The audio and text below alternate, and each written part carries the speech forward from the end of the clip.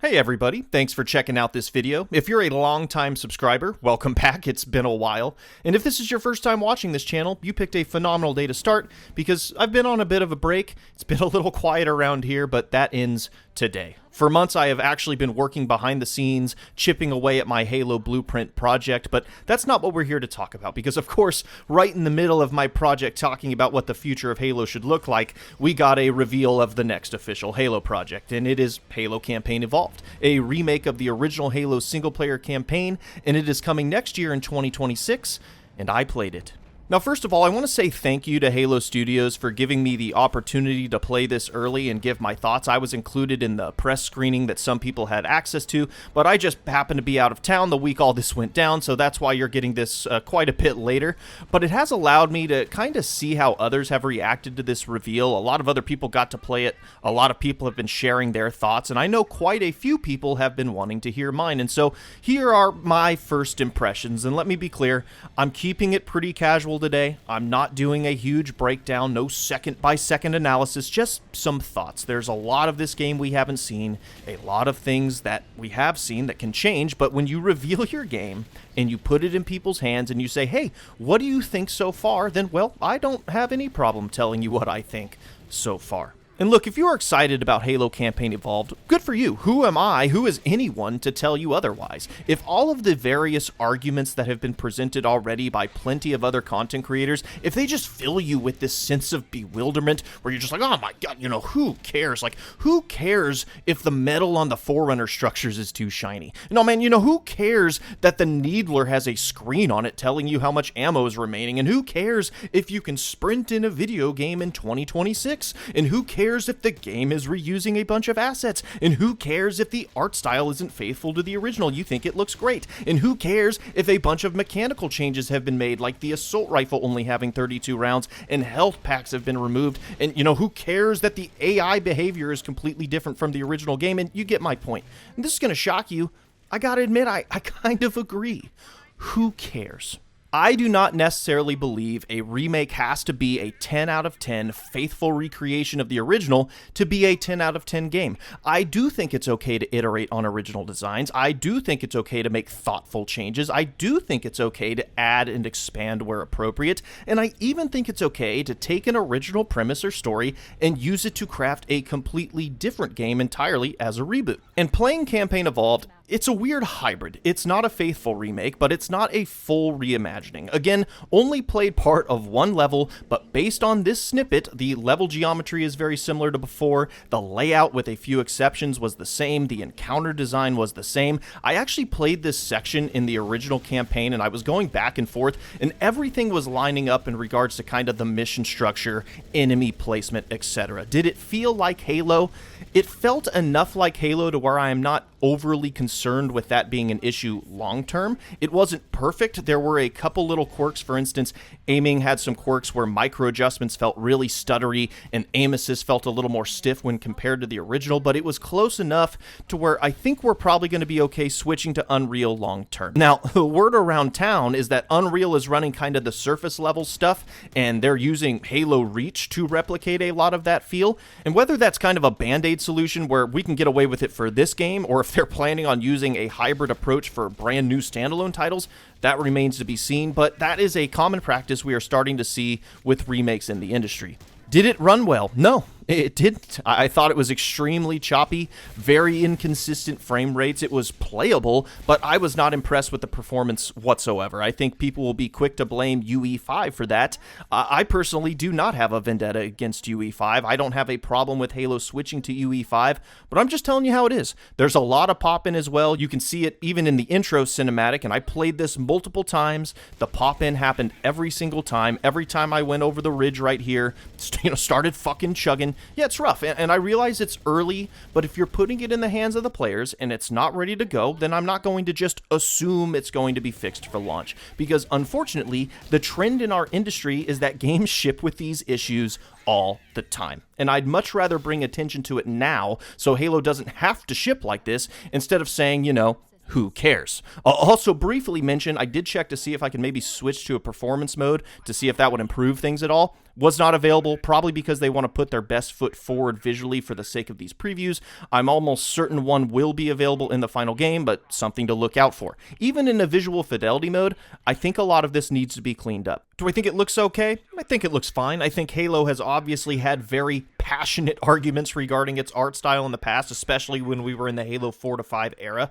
Most would agree that Infinite was a huge step in the right direction, and I think this remake, due to no doubt using a lot of Infinite assets, feels like it's in that vein. Now, on one hand, Infinite was looking pretty good for most people, but this game being a remake of CE, well, now the level of scrutiny increases on stuff like this. CE had a very iconic and distinct look to it. There are people who are very passionate about it, and they will make much better arguments than I would, just to be frank. I'm more of a gameplay first player. Even in the Halo 4 and 5 era, when the art style debates were turned up to 11, I didn't even really talk about it then. I try to focus more on gameplay. So for me, when I was playing, I was not bothered too much by anything visually, but I wasn't necessarily moved either. It didn't blow me away, and just like before, I'll let the artists and the people who are passionate about that stuff make their case. Because I don't care as much, I'm not going to argue with somebody who does and who can potentially identify things that I wasn't tuned into,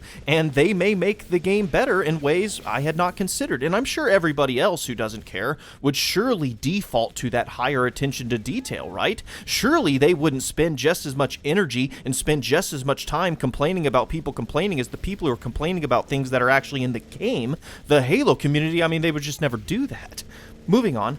Even though the mission structure, the layout, the encounter design, all of that felt like it was straight out of Halo 1, I noticed quite a few gameplay changes. You can sprint now, yippee, the original CE health model where you had your rechargeable shields, and then a non-replenishing health system underneath that required health packs to restore. Yeah, that's gone. It's using more of a system that later Halo games used where your health recharges as well.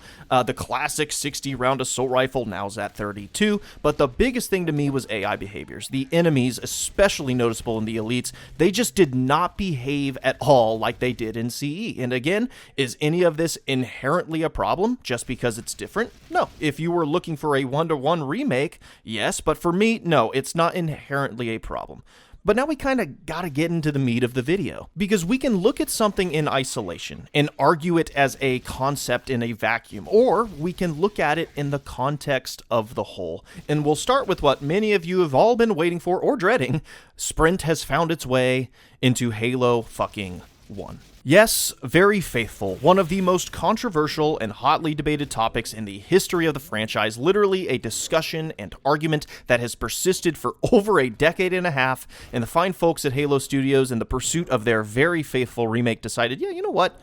Who cares? I mean, it only gets complained about in every new Halo game that gets released, but surely nobody's going to care if we put it in a remake of the game that started it all, a game that didn't have it, and a game that was designed without it. And that's the key point we need to zero in on. Your base mechanics are the foundation of your experience. Your level design, your encounter design, your AI behaviors, your sandbox, everything has to account for it. So when you put Sprint into Halo Combat Evolved, you're not just adding Sprint, you are thus changing the way you fundamentally interact with every facet of your game. And now, look, you might be thinking, who cares? Are we still complaining about this? Are we still talking about this in the big 2026? And I'm telling you right here, right now, as a Sprint hater, as someone who has been arguing against Sprint for 15 years, I don't care.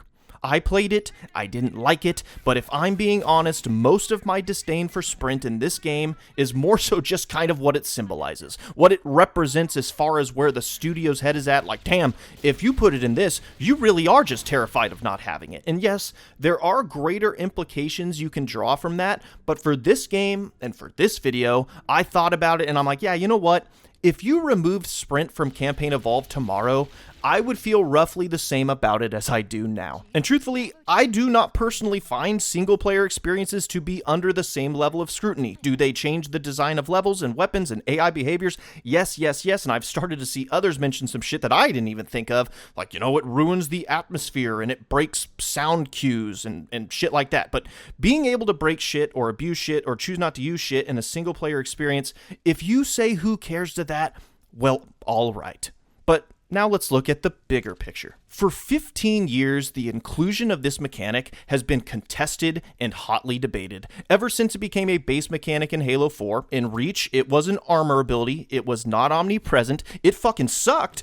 Sometimes you had it, sometimes you didn't, it was a design nightmare, but I'm not giving Reach a pass. The reason we don't shit on Reach anymore is because most of its problems are not problems anymore. We have new problems. But in Halo 4, Sprint went from being a selectable sandbox item to being a piece of your default kit. It was debated, and when Halo 5 came out, in response to that criticism, they nerfed it so shields could not be recharged while sprinting. People kept pointing out all of the other various issues, and then Infinite comes out, oh, it's been nerfed again. It only gives you a modest, roughly 9% speed increase, and was used to activate slide. Despite many people falsely spouting the idea that Infinite ended the sprint debate, clearly it fucking didn't, Halo Studios has once again changed how sprint was designed. No sliding anymore. Crazy how almost nobody is complaining about that. Feels like people only ever say a game has to have something if it already has it. Well, that's gone. And now you want to know how done Halo Studios is with this fucking mechanic?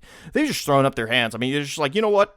We've included a toggle to turn sprint off. Look, folks, the players who have argued against sprint have never been against it on the basis that they just don't like to use it. The argument to just not use it, which has existed for years, by the way, is so asininely stupid that it literally makes you question whether the person who said it is even arguing in good faith. The argument against sprint, and for that matter, all of the movement mechanics that Halo has tried that are all gone now, that nobody gives a shit are gone, has always been about how they impact the game around them. And we have always at least given 343 and Halo Studios the benefit of the doubt that they will at least design their game around the mechanics that they introduce. Because even though we may not like those changes, it is better to at least account for them in your design. So now the fact we have literally the studio themselves telling us, yeah, you can just turn it off, it now calls into question, what the fuck are we even doing?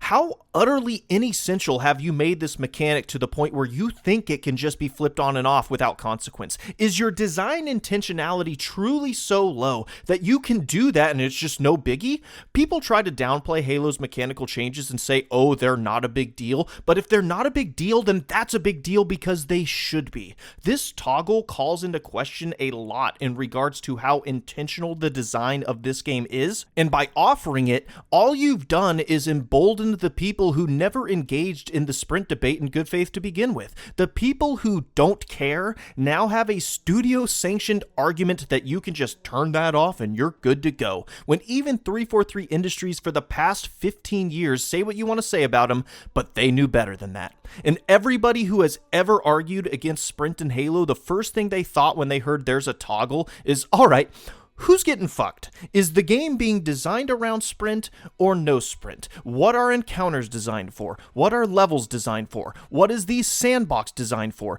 Because if we design the game around sprint, then toggling it off doesn't help, because as we've said 1,000 times, the whole argument about sprint in the first place is how it affects the game as a whole. If the whole is still being designed for it, then turning it off doesn't do anything. Or worse, the game isn't designed for sprint, and they slapped it on there anyway to fulfill some checkbox that they simply cannot let go, and now you have this ability in a game that doesn't properly account for it. And I'm not going to say it's definitively that until the full game comes out and we see all of the levels and all of the sandbox pieces and all of the encounters, and who knows, maybe this part of the game, the part that they decided to publicly demo and show everybody in order to get everyone excited, maybe this is the only part that's fucked up. But that's kind of the funny thing about base mechanics. You take them everywhere you go. You can look at one level and deduce their influence because you take them with you on every level. That's why you can't just turn them off in a menu. And if you tell me I can,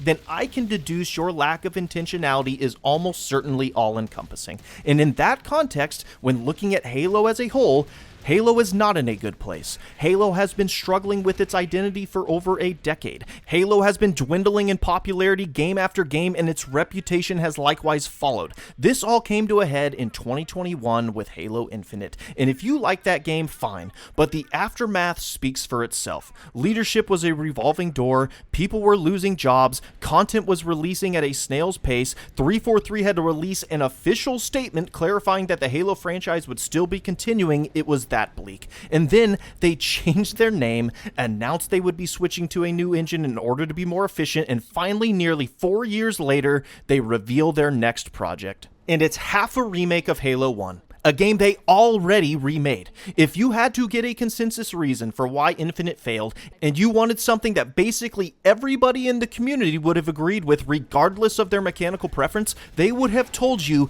it didn't have enough content at launch, and it didn't get content fast enough. 343, now Halo Studios' response to that criticism after 4 years was to create half a remake, campaign only at that. And now the pieces are falling into places that I don't want to see them in. With that context, I look at the asset reuse, the various art assets, character models, weapon models, animations, even AI behaviors that were from other Halo games, and now are being repurposed in Campaign Evolved. Guess what?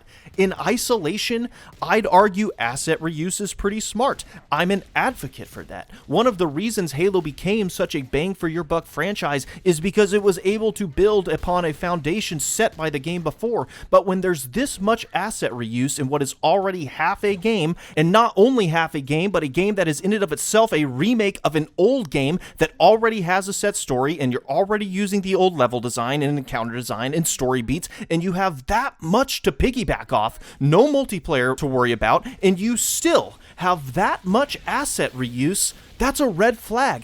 Under that context, when we're looking at the Forerunner medal and the architecture and whether or not some of the characters and weapon models are appropriately evocative of the original, I don't know. Now I feel like we probably could have and should have spent a little more time on that. The AI behaviors, maybe the most drastic difference from Halo CE for this remake, they do not behave the same. They don't move the same. All of their movements and reactions to your actions have been dumbed down. Again, I don't know this 100%. I'm sure people will test it fully when the game comes out, but it would appear that a lot of the AI behaviors were just copied from Reach. CE had a very distinct gameplay loop with its AI behaviors and its health model and its sandbox, and if that's true, then instead of again designing everything to be in harmony, or instead of designing it to play like CE, it's just a grab bag of stuff they already had laying around. And if it's all placeholder, well then guess what? Don't put a controller in my hand and have me play it, have everybody play it as if it's demonstrative of what you're creating, because if it's placeholder, then it's not. And so when you add all this up, you have half a remake of Halo 1 that runs like shit as of now. We're using level geo and encounters from the original game with a different health model, a bunch of sporadic sandbox changes,